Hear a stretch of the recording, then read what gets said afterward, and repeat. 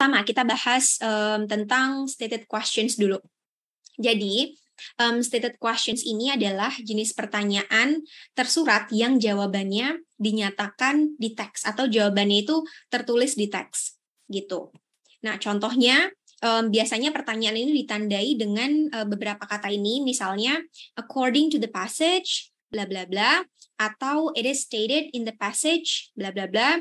The passage indicates that bla bla bla, atau which of the following is true. Kemudian apa informasinya, gitu. Nanti contoh pertanyaannya atau beberapa kosakata yang bisa kita gunakan untuk mengidentifikasi jenis pertanyaan ini, gitu.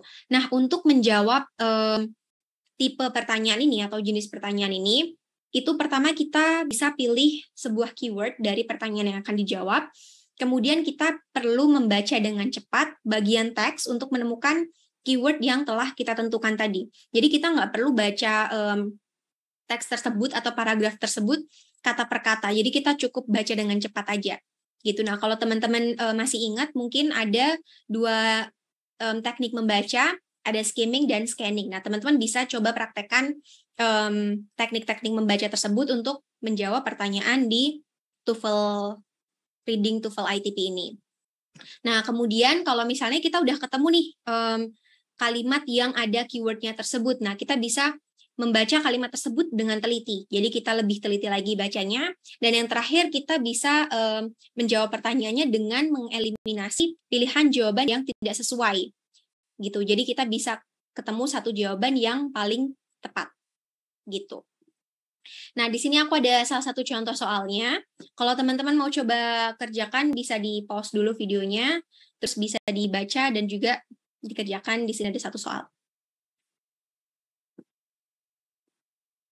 Oke. Nah, jadi jawaban dari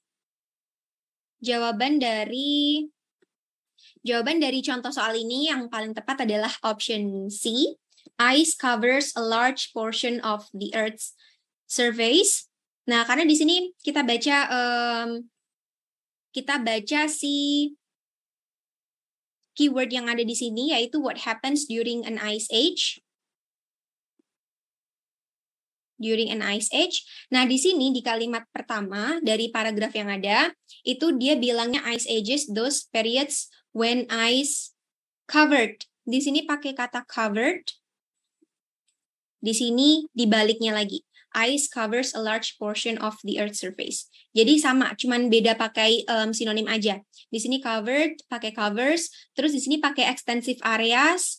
Di sini pakai a large portion. Di sini ada Earth, di sini juga ada Earth. Gitu. Jadi yang terjadi selama ice age, yaitu ice covers a large portion of the Earth's surface. Gitu. Nah, untuk menjawab pertanyaan ini, yang stated questions ini, biasanya pilihan jawabannya itu akan menggunakan sinonim atau mencoba untuk memparaphrase informasi yang ada di passage atau yang ada di teks tersebut. Gitu. Jadi kita juga perlu tahu beberapa sinonim dari kata-kata tertentu, atau kita juga bisa mencoba untuk mengira-ngira sinonim dari kata ini tuh apa. Gitu. Oke.